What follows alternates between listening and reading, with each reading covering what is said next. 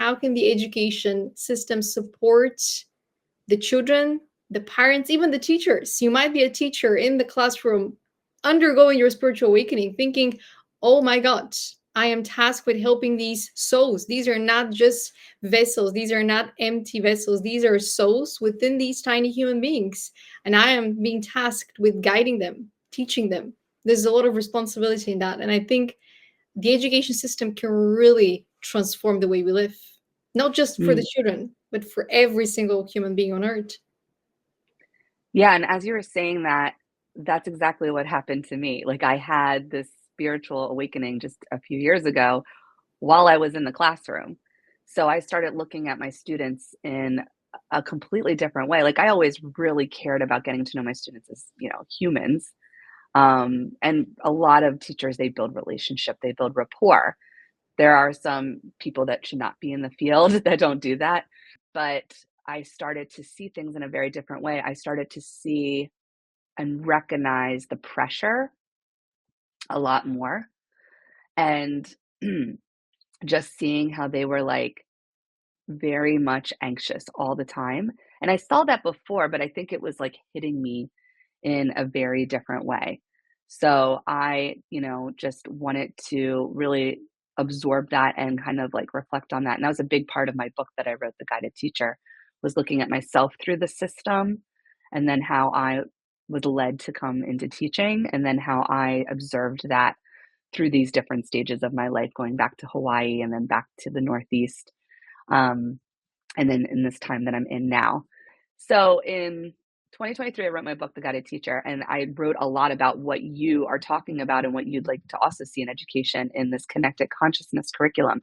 And it actually starts with the individual because you can't really do anything in community if you don't know yourself, if you don't know your talents and your gifts. And as simple as, and I just did this recently actually in my new role, and I've used it in my psychology classes, just using like a strengths finder survey, right? That can give you your top strengths. And actually my top one was love. And then my like second one was spirituality. And my third one was love for learning. I'm like, I think I'm on the right path. Thanks, God. you know? But like kids can get that affirmation.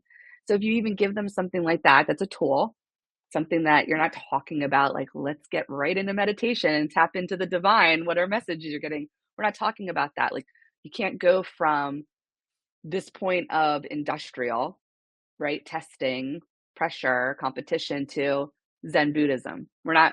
That's not reality. I think that's why I'm here because I think my purpose, bigger as it grows through my life, is blending the two worlds and gradually shifting it.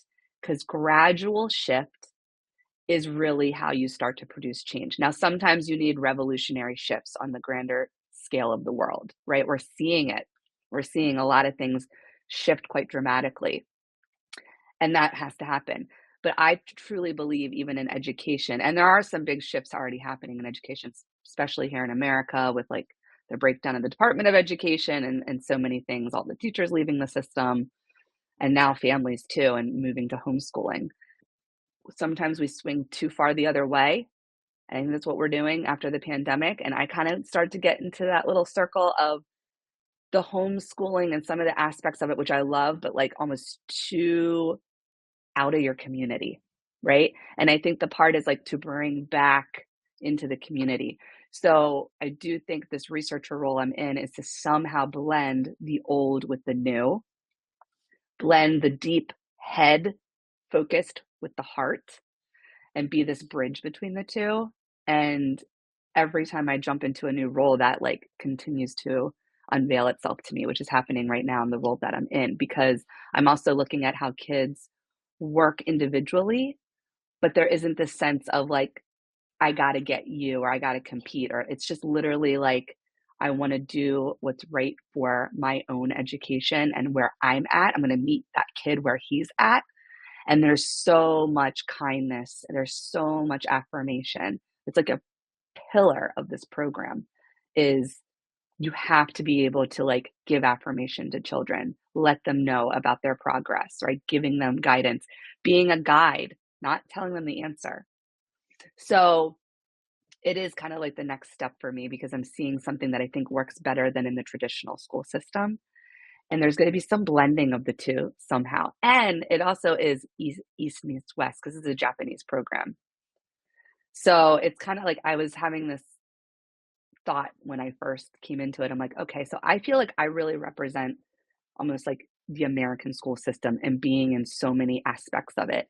And then here I am now with like a Japanese company and they're doing something that's been around since the 50s, but I'm just coming into it. And yeah, should there, I see like more refinement even in their program in the future for sure. And I think they're already like starting to look at that. But it's a blending. It's just really a blending. So it goes back to you have to know yourself. You have to be fostering your own, identity, your light, who you are, that soul essence. Your essence is like that magic you bring into the world. It's not just like a profession or a talent. It's just really that energy. And then really seeing how that can come into the fold with the whole community. And so, like with the curriculum I created, the first unit is all about self awareness, all about consciousness, like even just being consciously aware of yourself and your kind of place in the world, and then tapping into those strengths. And then the next level is interpersonal. Well, how do we even just have connections with people before we even talk about the grander community? Kids today really do need help with that. A lot of children, even adults, need help with like, how do we have healthy, functioning relationships? How do we communicate in a loving and caring way, even when there's conflict, right? That definitely can help on the grander scale when kids then become adults and leaders of the world, because we've seen so many leaders of the world that don't know how to talk to each other. Like diplomacy is like, it doesn't really, it's not diplomacy, it's not really working. There's no heart behind it. And so that's the next layer. And then it's about, okay, what does it mean to be part of a community service? And looking at the ideas of what are the needs in the community. Okay, so now you're like, okay, who am I? What am my relationship to others? I'm building relationships. I actually care about people. But now what are the needs in my community? And by saying that doesn't mean like just doing community service means that that's your purpose in the world. And if you're just doing a job to make money, that's not service. It still is being an entrepreneur, giving your talents as service. But it's getting kids to know like the needs, right? And the idea of there's things in your community where you're an asset, right? And then the last phase is, what do I create? And this is children and teens being able to do this, not waiting till college to get a degree and then think, oh, now here's my purpose and here's my function in society, which many times people today get those degrees, do nothing with them, or get into a job that's soulless. And then by the time they're in, like, even now, they're like late 20s, 30s, they're like, I want to completely shift my life around. I don't even want that degree. What a waste of time. I mean, nothing's a waste of time, but like, how much could we tap into that potential when they're young and they're really eager and hungry to learn about themselves, learn about their peers, learn about their community? Like kids love learning about themselves and their peers and connecting with them. They're just hungry for it. So tap into that potential. So then when they are like 16, 17, 18, they're already producing. They're already creating like their service in the world. They're already feeling a sense of connection. And then you have like a whole generation of those people giving back to their communities. So it's it seems like a lofty goal, but it's also so simple. And these are little tweaks that you can bring into every school system, whether that is homeschooling, traditional public school, private school, charter school, online.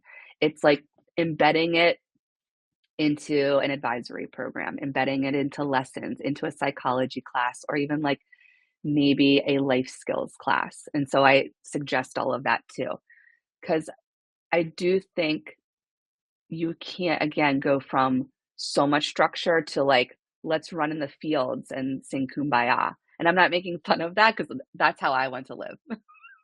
I want to run in the fields and sing kumbaya and just sit around a campfire and get deep spiritual talk, right? But there is this merging of the two. Yes and no. And what I'm being reminded Okay. of is top to bottom or bottom to top, which is kind of how you calm down your nervous system, somatic healing, and all of those principles. You have start with the body if you cannot access the mind just yet. So body, mind, heart, soul, or vice versa. If you're already super tapped into your higher self, into your soulful nature, channel it back down to earth so that you can channel what needs to be channeled and then return to socializing and public life, because I think some vessels on earth, they're really their souls from day one, even if they're fighting it, even if they're trying to disconnect a little bit, detach, because they're hearing things, they're seeing things, they cannot control their clear senses, but they're also tasked with the gift of sharing those and being those gifted children, I suppose you can call them, but they're also gifted parents. They're also gifted teachers and leaders that have been suppressing these gifts. And imagine how much they could have been of service to humanity if they were just given that space to go through the education system, through the workplace in a different way where they don't need the structure because they've already come here connected. And I don't think this is the way for everybody. Maybe in the future, Mhm. maybe many generations from today, that will be the future. But I do agree there is a gradual step-by-step approach. And we do have that at the moment. It's just that it's very restrictive. And it's Mhm. actually not connecting us to more of that higher self. It's connecting us to maybe the fifth step, but there are 50 more steps. And as you awaken, you see all those steps and you think to yourself, well, why didn't the education system taught me that? Why didn't my parents taught me that? Why didn't my boss teach me that? And you realize, oh, they didn't know it either. They didn't make it that far either. Or maybe they did, but at some point they got discouraged because they saw exactly how much work there is, and they were like, get somebody else to do that. Because I do think we've disconnected from nature so much that we're waiting to have our weekend to go and spend some time in nature. That shouldn't be the case. And I'm still programmed. I'm still leaving that programming where I have to wait for a specific time because I think to myself, Monday to Friday, I'm in the classroom or I'm in the workplace, I'm in the office, I'm in my home office. This is the time for me to do the work. But actually, doing some of that inner work, doing some of the community work, it's actually in nature. It's actually very close to nature. It's we've created the distance between ourselves and nature. And I think education can bring us closer to nature as part of learning about each other and learning about the world. But before we take ourselves to nature, I do want to invite you to share a little bit more about the connected consciousness curriculum that you've created, that you mentioned, because I believe that even today, even with our understanding, even our after we've ascended and awakened, we still view children as empty vessels. Mhm. And I don't think that's the case. I think we're all connected to a soul or a higher self, that consciousness, the expression of our consciousness, which is ignored. And I think maybe because parents are carrying their childhood trauma, they haven't actually ascended to the point where they can view themselves as that fully wholesome, authentic self that you were talking about. And the same goes to teachers, and the same goes to many adults in the world.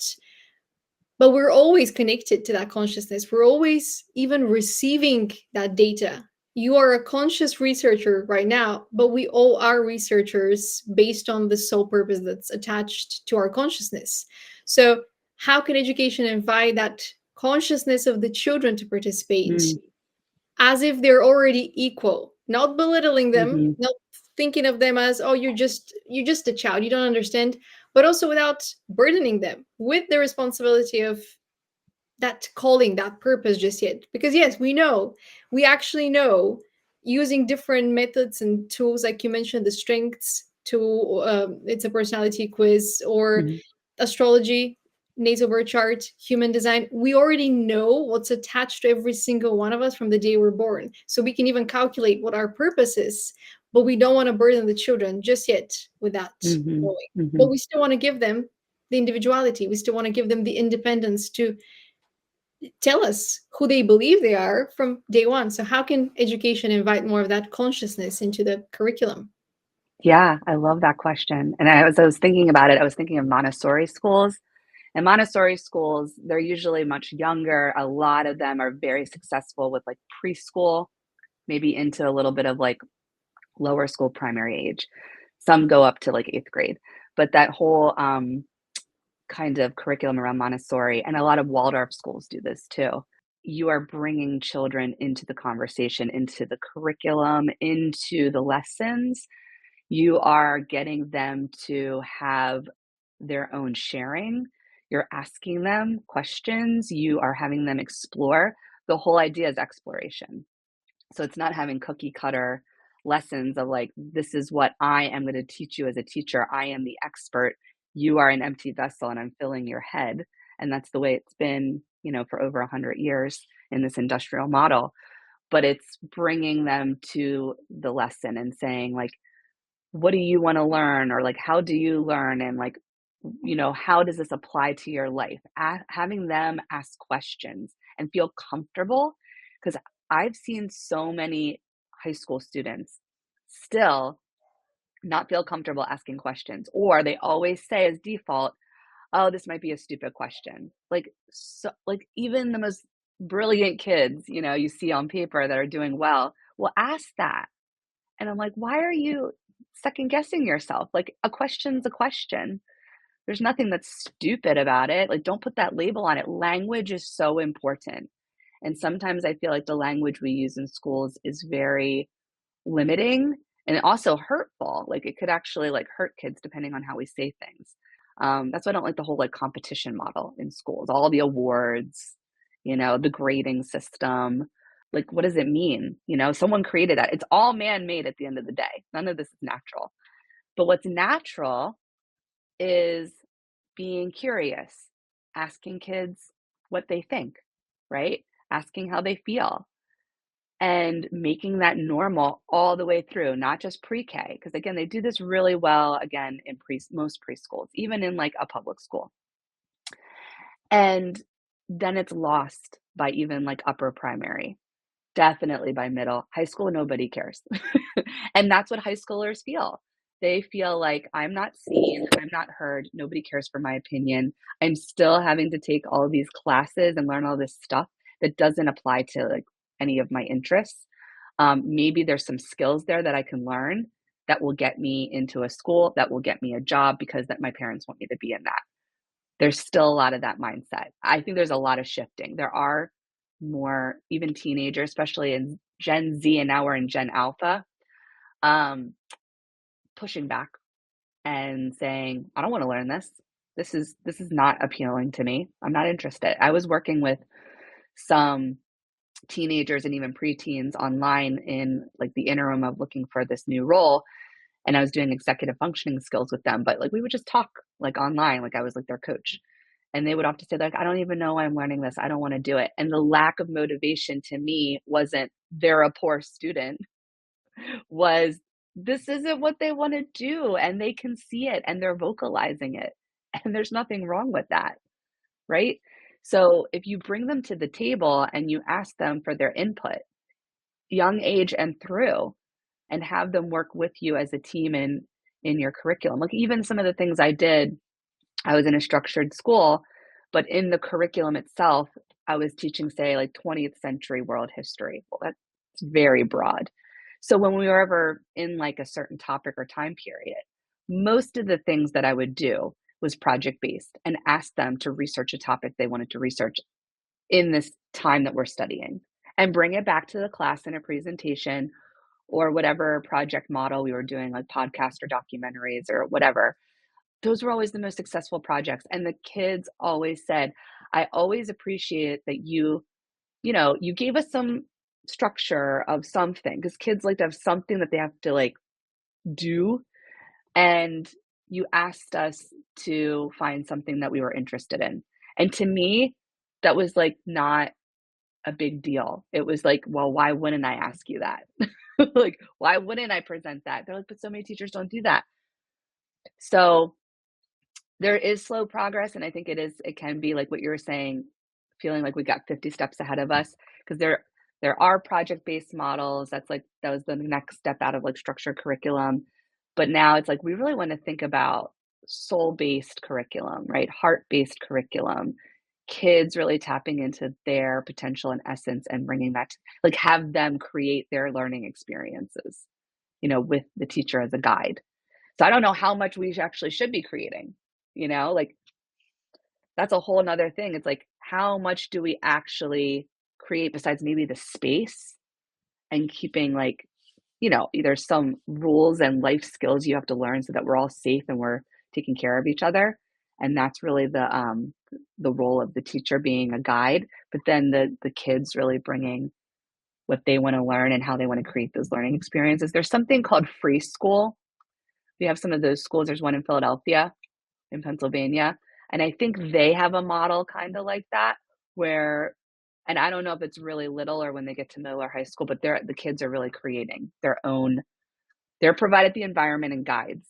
And then there's some structure with, again, some rules that just making sure we're taking care of each other. It's safe.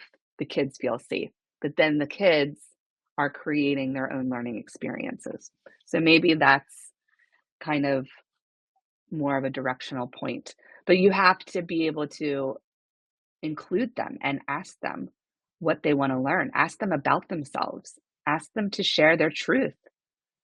We're covering up their truth from a very young age because we're putting so many restrictions on them. And when you do that, we're silenced. I felt that as soon as I entered the school system. I was like chatty, Jackie, bouncing ball of energy all over the place, like definitely a lot. And then I entered the school and right away in first grade, because actually I went to kindergarten at like a different type of place. So I still felt free there. And then when I went to first grade and I was 6 years old, I was like, oh, this is how you do it. Quiet. And then you hide and you hide your truth. So I think asking kids for their truth. You learn that your value in the system is by fitting in. So if you do not fit in, you do not have value to the system. And that system is not just at school, it's also the societal matrix.